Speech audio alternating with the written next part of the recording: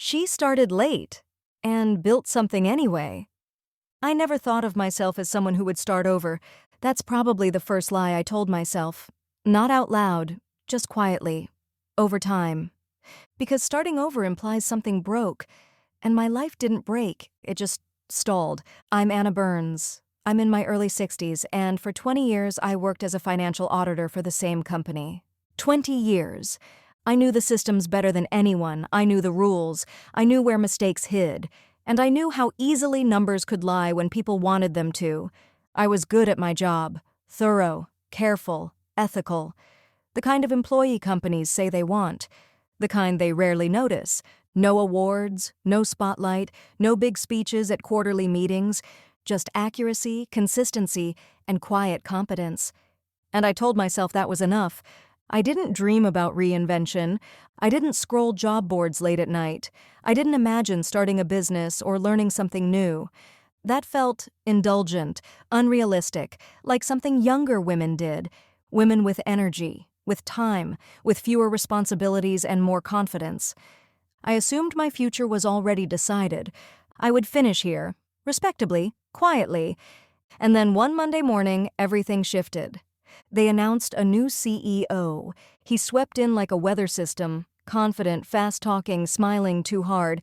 He wore a wrinkled linen blazer that he clearly believed made him look relaxed and visionary, like he'd just stepped off a sailboat somewhere important. And sandals, actual sandals. I remember staring at his feet during the introduction and thinking, "Oh, you're one of those." You know the type. The kind of man who believes rules are more like suggestions, the kind who thinks confidence can replace competence, the kind who assumes that because he wants something badly enough, reality will rearrange itself. I almost laughed. Almost. At first, nothing changed. I kept doing my work. He kept making speeches about modernizing and streamlining. Then the comments started. Small things. Well, that's how it's always been done. But do we really need to be so rigid? Couldn't we present this a little more favorably? Let's not get stuck in the weeds, Anna.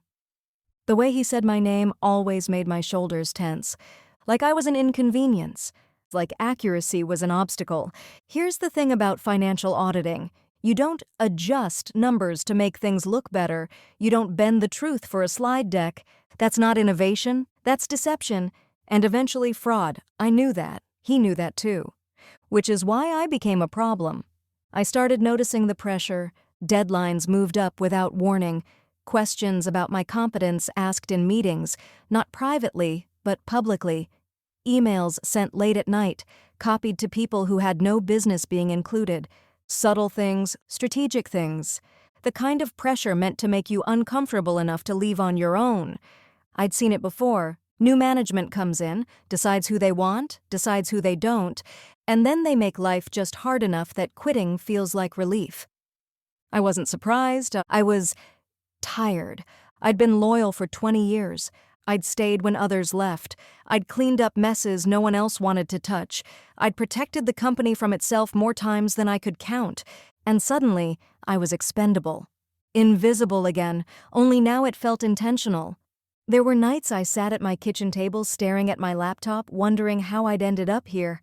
Not panicked, just heavy and embarrassed, if I'm being honest. Because part of me thought, maybe this is just what happens when you stay too long. Maybe this is my fault for not leaving earlier. Have you ever felt that at work? That quiet realization that loyalty doesn't always protect you? What would you do in that situation? The fear wasn't about losing my job. It was about losing my name, my reputation, the story they might tell once I was gone. I could handle starting over. What I couldn't handle was being blamed for something I didn't do. That's when I stopped waiting for things to improve and started preparing. I didn't tell anyone at first, not friends, not coworkers. I quietly scheduled a meeting with an employment attorney. I brought documentation, emails, notes, timelines. He listened. Then he said something that shifted everything. "Anna, you're not paranoid. You're being managed out." There it was, spoken plainly. We made a plan, not an aggressive one, not a dramatic one, A smart one. We documented harassment, protected my professional reputation, outlined severance terms, and made sure, this part mattered, that there would be no NDA, no silencing, no rewriting my history. At the same time, something unexpected happened inside me. I started thinking, not about escaping, but about continuing. What if I didn't have to stop doing the work I loved? What if I could do it differently? I formed an LLC. Quietly, with guidance. We drafted contracts, clear terms, boundaries I'd never had as an employee. I didn't tell myself this was a new dream. I told myself it was a contingency, but deep down, something else was waking up. Meanwhile, the pressure at work intensified. The CEO wanted numbers to tell a better story. He smiled when he said it. That wrinkled blazer, those sandals. I remember thinking, you have no idea who you're dealing with. And maybe, just for a second, I laughed to myself. Because here's the irony. He thought I was small, unimportant, easy to push around. He didn't realize I'd spent 2 decades watching people like him make mistakes and documenting everyone. Before we continue, let me pause here for just a moment. If stories like this matter to you, if you've ever felt invisible, underestimated, or quietly pushed aside because of your age, please hit the like and subscribe buttons. We're sharing these stories to help older women, like me, reinvent themselves and build the life they want. And your support keeps these stories alive. Coming up next, the moment everything breaks open, the lie that finally collapses, and the choice that changes Anna's future forever. And I'll ask you again, because this is where it gets real. Have you experienced something similar at work? And when the pressure came, did you shrink, or did something inside you begin to stand?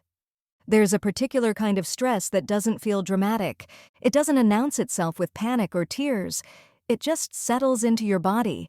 Mine lived in my shoulders, in the way my jaw clenched when I opened my inbox, in the pause before I answered the phone, wondering who would be on the other end.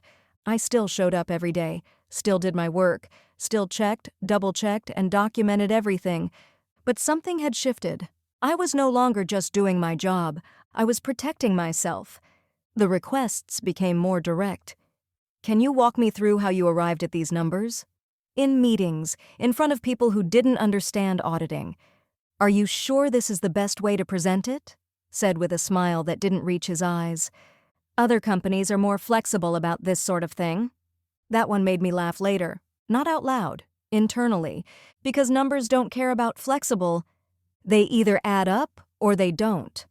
I started to notice how carefully he chose his words, never asking me outright to change anything, never putting anything explicit in writing, just nudging, suggesting, creating enough ambiguity that if something went wrong, the blame could land anywhere, including on me. That's when the fear really set in. Not fear of unemployment, fear of being used, fear of becoming the fall person for decisions I refused to make. I remember sitting in my car one evening after work, hands still on the steering wheel, just staring straight ahead, thinking, how did I get here? How did doing the right thing become a liability? I wasn't angry, I was grieving the belief that if you worked hard, kept your head down, and followed the rules, you'd be safe. Have you ever had that realization hit you? That moment when the rules you lived by suddenly stopped protecting you? What would you do if you realized the ground beneath you wasn't solid anymore? The harassment intensified, not louder, just sharper. Meetings scheduled without context, tasks reassigned then questioned, comments framed as concern that subtly chipped away at my credibility. And every time, I documented it. Dates, times, exact language. Not because I wanted revenge, because I wanted truth. At home, I began quietly preparing. I didn't announce it. I didn't dramatize it. I researched. I asked questions. I learned what options existed for someone like me, someone who wasn't flashy, but experienced. I set up my LLC paperwork late one evening at my kitchen table. No champagne, no big reinvention moment. Just me, reading carefully, making sure everything was correct. I remember thinking, I never imagined I'd be doing this at my age. And then another thought followed, why not now? That question startled me because it didn't feel reckless. It felt reasonable. At work, the CEO grew bolder. He wanted the upcoming investor presentation to look stronger. That was his word, stronger. I told him the numbers were accurate as is. He smiled, that same relaxed, sandal-wearing confidence, and said, "Let's revisit this." We did. Again and again. Each time, the pressure a little heavier. Each time, my answer the same. No. What he didn't know, what he couldn't see beneath his wrinkled linen blazer and casual bravado, was that I wasn't alone anymore. I had counsel, I had documentation, I had options, and for the first time in a long time, I felt something shift inside me. Not courage, resolve, the calm kind, the kind that comes when you stop hoping things will work out and start trusting yourself to handle whatever comes next. There was a strange peace in that. I slept better. I walked into meetings steadier. I wasn't loud, I wasn't confrontational, but I was unmovable. And he could feel it. The final moment came faster than I expected. He decided to take matters into his own hands. He altered the numbers himself for the slide deck he planned to present to the board. Not dramatically, just enough to make the company look healthier than it was. When the board asked where the numbers came from, he said my name. I wasn't shocked. Disappointed, yes, but not surprised. Because when people cut corners, they always look for someone else to hold the weight. What he didn't count on was this. I had records, and I had representation, and I had spent 20 years doing my job correctly. Before we move into what happened next, let me ask you something, because this matters. Have you ever been in a situation where someone tried to make you responsible for something you knew wasn't right? Where you had to decide whether to protect your position or protect your integrity?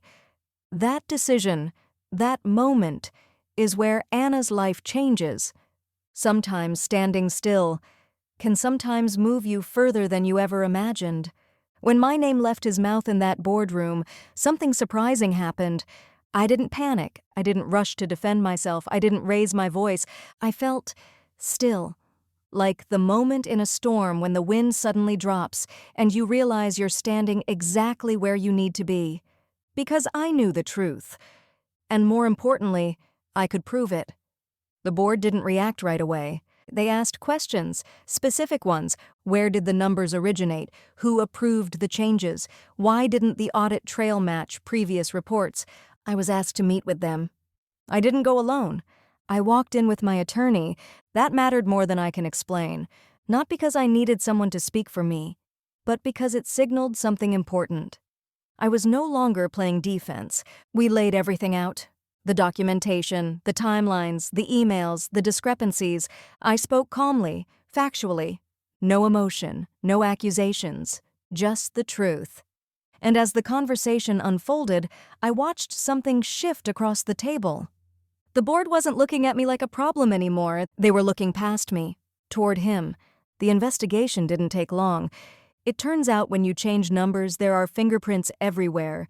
Within days, the CEO was gone, fired for alleged fraud, and just like that, the pressure disappeared. My exit, however, was handled differently. With respect.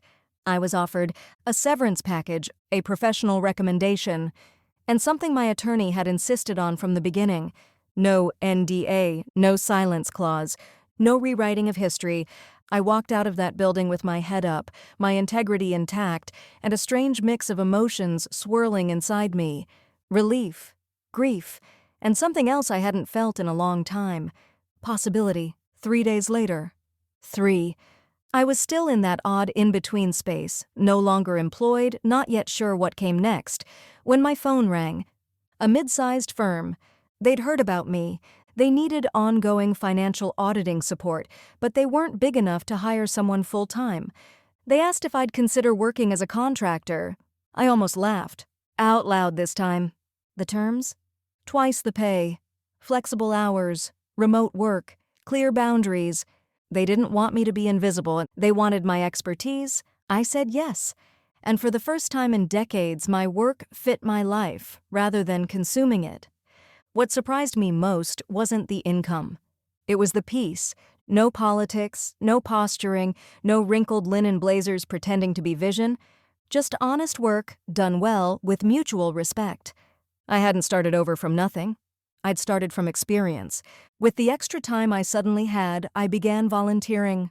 Helping older women, women like me, understand financial documents that had always intimidated them. Breaking things down, answering questions, watching relief replace confusion. And every time one of them said, "I wish I'd understood this sooner," I thought the same thing. Sooner than when?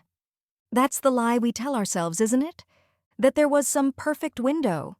Some earlier version of us who should have acted. But here's what I know now. I didn't start late. I started when I finally trusted myself enough to stop shrinking. Let me ask you something, one last time. What would you do if the thing you thought disqualified you, your age, your quiet nature, your years of experience, was actually the very thing that made you valuable? Have you ever wondered that? Before we close, I want to say this directly to you. If stories like Anna's resonate, if you've ever felt invisible, pushed aside, or quietly underestimated, please hit the like and subscribe buttons. We're sharing these stories so older women, like me, can see what's possible, reclaim their confidence, and enjoy the life they want. Your support helps keep these stories alive. I thought it was too late. Turns out, it was exactly the right time.